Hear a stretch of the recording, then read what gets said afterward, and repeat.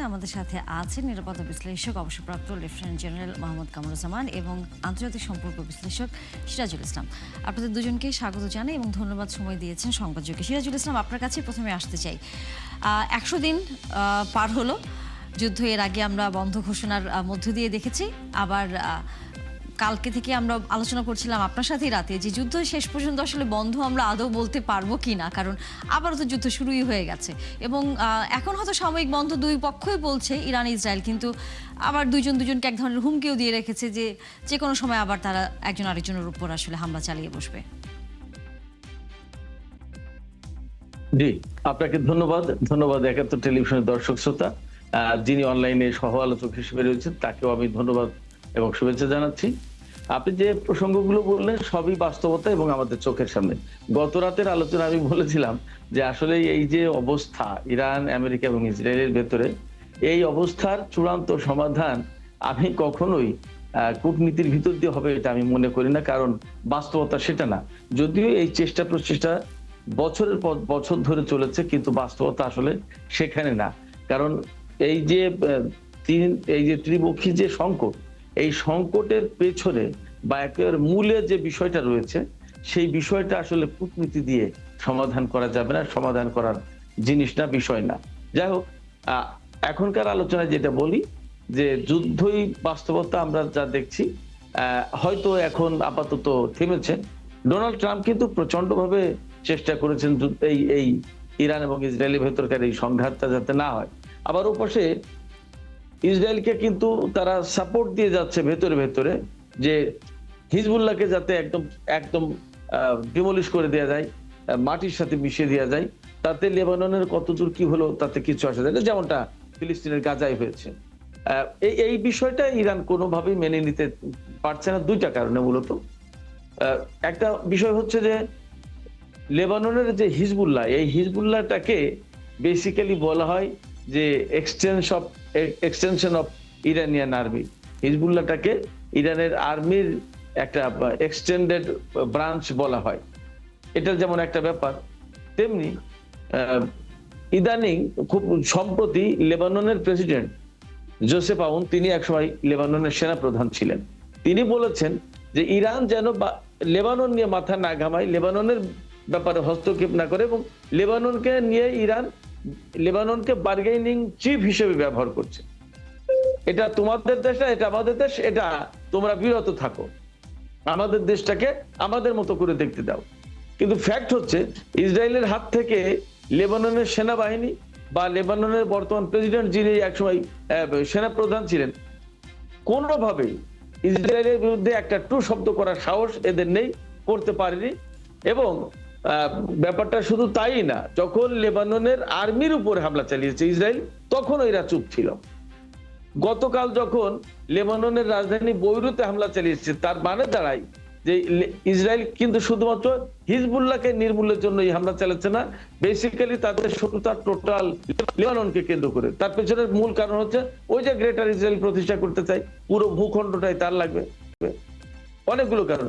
এই জায়গায় ইরান লেবাননের জনগণের পাশে দাঁড়িয়ে, হিজবুল্লাহর পাশে দাঁড়িয়ে, এবং লেবাননের প্রেসিডেন্ট যে কথা বলেছেন তাকে টেক্কা দিয়ে ইসরায়েলের এগেনস্টে হামলা চালিয়ে দেখিয়ে দিল যে নো, তুমি লেবাননের প্রেসিডেন্ট হতে পারো, কিন্তু তুমি লেবাননকে ধরে রাখার বা ইসরায়েলের চোখে চোখ রেখে কথা বলার হিম্মত রাখো না, বা পারো না, বা তুমি পারবে না, বরং এই কাজটা আমাকেই করতে হবে, দেখো কিভাবে করতে হয়। তাই বলে সেই জায়গায় আপনার কাছে কি মনে হয় যখন ইরান লেবাননকে এক কথা আসলে আমরা এভাবে ওই জিনিসটা ব্যাখ্যা করবো কিনা যে ইরান আসলে লেবাননকে নিজেরই একটা পক্ষ মনে করছে, যার জন্য হচ্ছে সেই এই যুদ্ধের মধ্যে আসলে লেবাননের নিজস্ব শক্তির বদলে তার শক্তির মাধ্যমে সে প্রতিহত করছে ইসরায়েলকে, এই জায়গাটা অনেকটা হয় কিনা।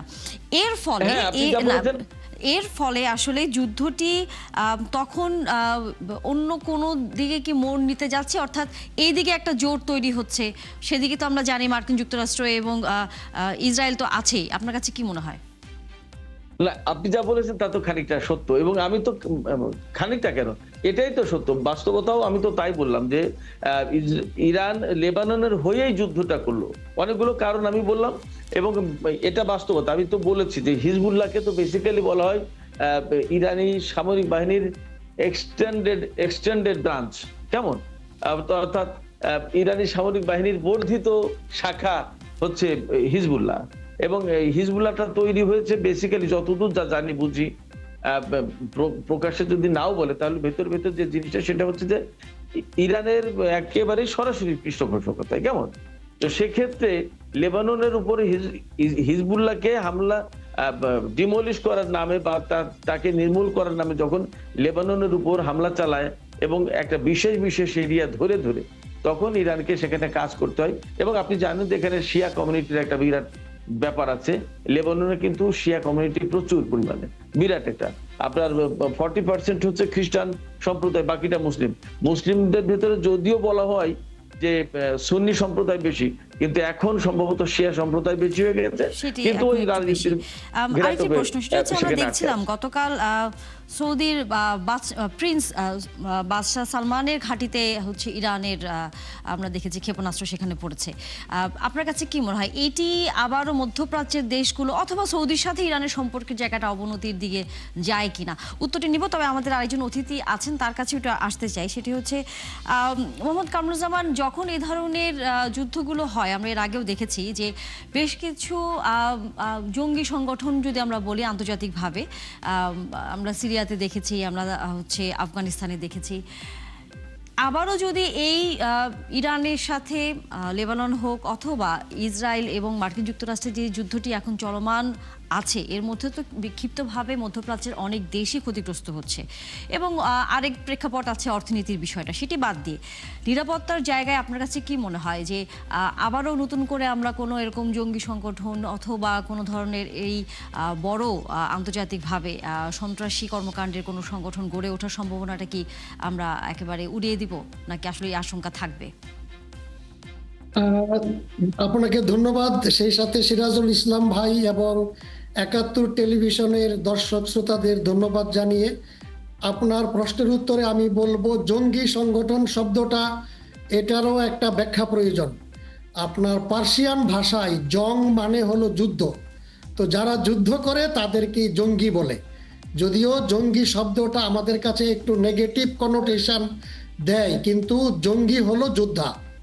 তো যুদ্ধ তো করতে হবে, এটা আপনার অনেক সময় নিজের সেফটির জন্য, নিজের মাতৃভূমির সেফটির জন্য, নিজের মানুষের সেফটির জন্য আমরা জঙ্গের দিকে ঠেলে দেই, মানুষকে জঙ্গি বানিয়ে তুলি। তো আমরা এই লেবাননের যে ঘটনা, এটা একটু কমপ্লিকেটেড। আপনি জানেন যে লেবানন একটি ছোট্ট দেশ, 10,541 স্কোয়ার কিলোমিটারের দেশ, 5 মিলিয়ন ধরেন 50 লক্ষ লোক ওই দেশের অধিবাসী। কিন্তু ওখানে যে গভর্নমেন্ট, এটাকে বলে কনফেশনাল ফর্ম অফ গভর্নমেন্ট। কারণ হলো যে এখানে ভিন্ন ধর্মাবলম্বীরা বাস করে। লেবাননের উত্তরেও আপনার সিরিয়া, পূবেও সিরিয়া, আর দক্ষিণে হলো ইসরায়েল, আর পশ্চিমে হলো আপনার ভূমধ্যসাগর। তো লেবাননের আপনার 128 সদস্যের যে আপনার পার্লামেন্ট আছে, এই পার্লামেন্টের স্পিকার একজন আপনার শিয়া মুসলিম, প্রাইম মিনিস্টার একজন সুন্নি মুসলিম, আর প্রেসিডেন্ট হলেন একজন মেরোনাইট খ্রিস্টিয়ান। তো এরকম একটা সংকর দেশ, কনফেশনাল গভর্নমেন্ট যেখানে, সেখানে আপনার প্রক্সি ওয়ার চালাচ্ছে ইরান। কারণ ইরানের প্রক্সি দিচ্ছে ওখানে আপনার হিজবুল্লাহ। হিজবুল্লাহ এটা একটা আরবিক শব্দ, হিজ মানে পার্টি, আল্লাহ, আল্লাহর পার্টি।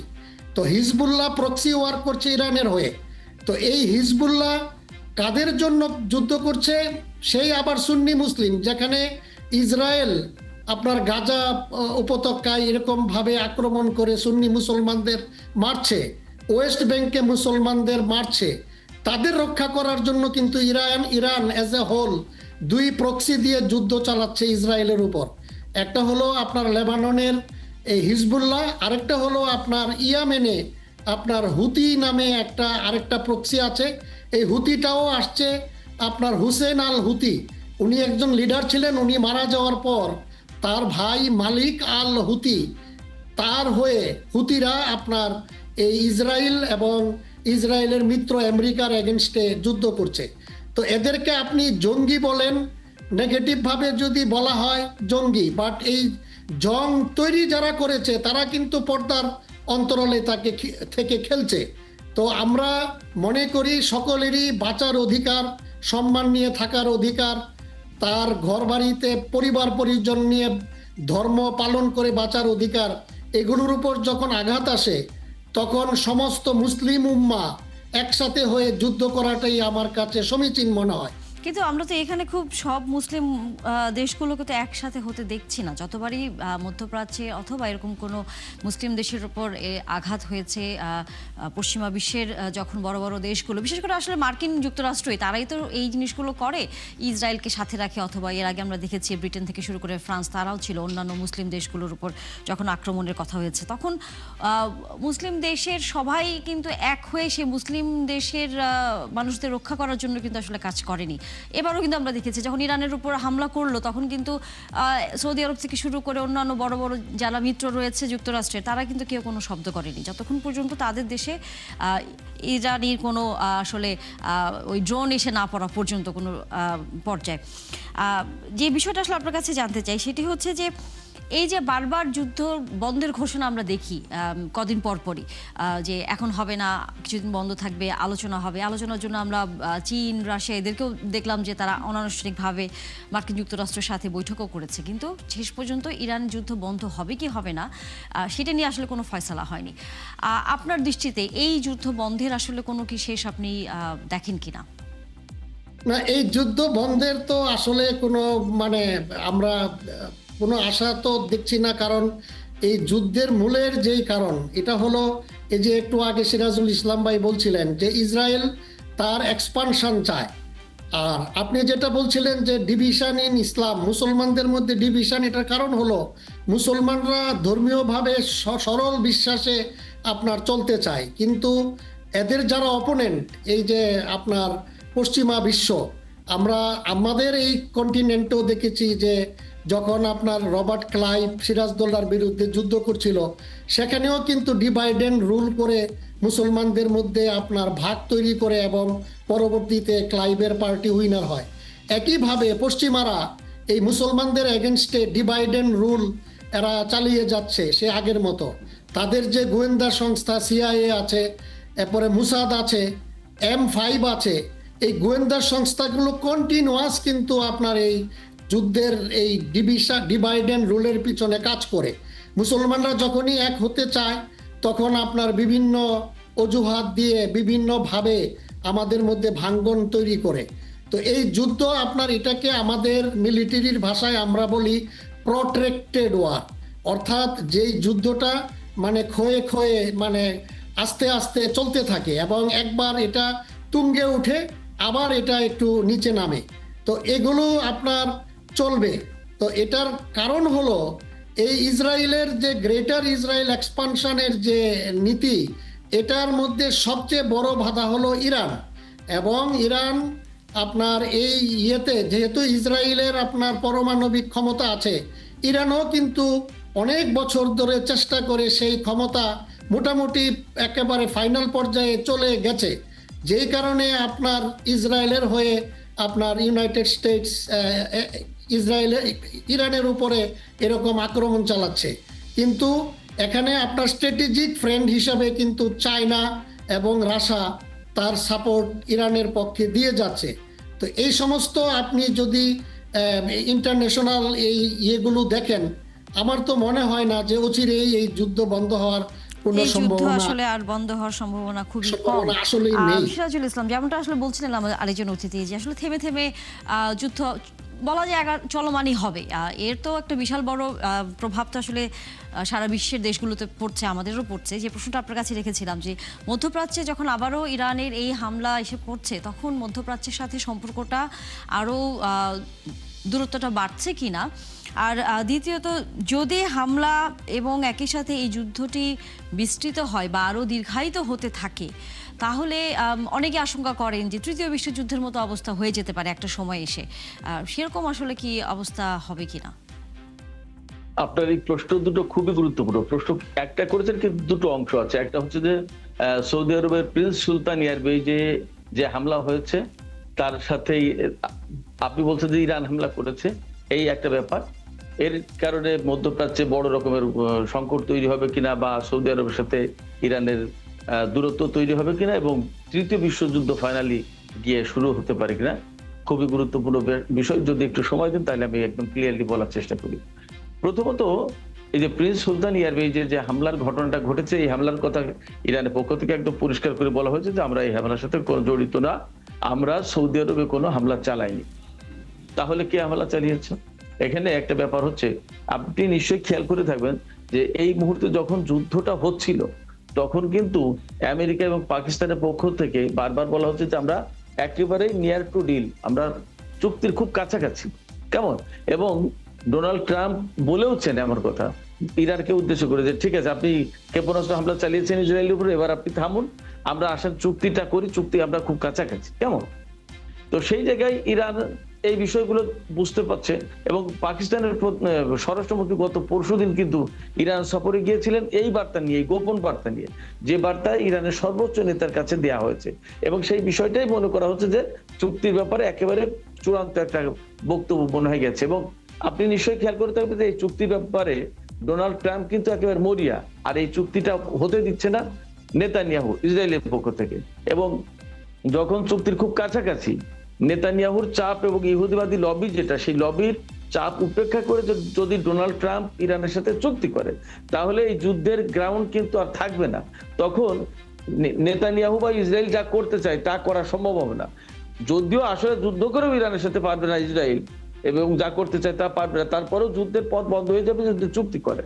তো এই জায়গা থেকে ইসরায়েল আশঙ্কা করছে, সেই জায়গায় ইসরায়েল যদি সৌদি আরবের কোনো এয়ারবেজে বা কোনো ঘাঁটিতে হামলা করে দেখাতে পারে যে হামলাটা ইরান করেছে, তাহলে দুটো লাভ হয়। একটা হচ্ছে সৌদি আরব এবং ইরানের সাথে কিন্তু এই যুদ্ধের ভেতরেও সম্পর্ক কিন্তু গাঢ় হচ্ছে, নিকটবর্তী হচ্ছে, সম্পর্ক ঘনিষ্ঠ হচ্ছে। এই সম্পর্কটা ভেঙে দিতে পারে এক। দুই হচ্ছে যে আমেরিকাকে এই যুদ্ধে জড়িয়ে ফেলতে পারে, কারণ ওই প্রিন্স সুলতান এয়ারবেজ যেটা, এই বেজটা বেসিক্যালি ব্যবহার করে আমেরিকা। এখন ওই বেজে যখন হামলা চালায় তখন কিন্তু আমেরিকাকে এই যুদ্ধে জড়িয়ে দেওয়া সহজ হয়। ইরানের কথা যদি বলা যায়, দেখানো যায় যে ইরান হামলা চালিয়েছে, ইরান কিন্তু চট করে বিবৃতি দিয়েছে যে না, আমরা কোনো হামলা করিনি, সৌদি আরবে কোনো হামলাই করিনি, আমরা শুধুই মাত্র হামলা করেছি এখন ইসরায়েল, যুদ্ধটা এখন ইসরায়েলের সাথে চলছে। ফলে ইসরায়েলের যে লক্ষ্য ছিল, যে কারণে হামলা করেছে এয়ারবেজে, প্রিন্স সুলতান এয়ারবেজে, সেই লক্ষ্যটা আসলে অর্জিত হয়নি, ইসরায়েলের ব্যর্থ এই কৌশলটা বা এই চক্রান্তটা। আর এই কারণে আপাতত সৌদি আরবের সাথে ইরানের সম্পর্ক খারাপ হওয়ার কোনো কারণ নেই, বরং এই যুদ্ধ অনেকটা কাতার, ওমান এবং সৌদি আরবকে ইরানের কাছাকাছি এনে দিয়েছে। এই কারণে যে যুদ্ধ থেকে কাতার এবং সৌদি আরব বুঝতে পেরেছে, বা উপসাগরের প্রত্যেকটা দেশ বুঝতে পেরেছে যে আমেরিকা তাদের নিরাপত্তা দেওয়ার মতো অবস্থায় নেই, দিতে পারবে না। তারপরেও যুদ্ধ যেহেতু হয়েছে, অনেক ক্ষেত্রে চুপ করে তাদেরকে এটা সহ্য করতে হয়েছে। বাট সৌদি আরব থেকে শুরু করে উপসাগরীয় কোনো দেশ, সংযুক্ত আরব আমিরাত বাদ দিয়ে কোনো দেশ কিন্তু ইরানের বিরুদ্ধে কোনো গুলি ছোড়েনি, কোনো কথা বলেনি অ্যাকচুয়ালি।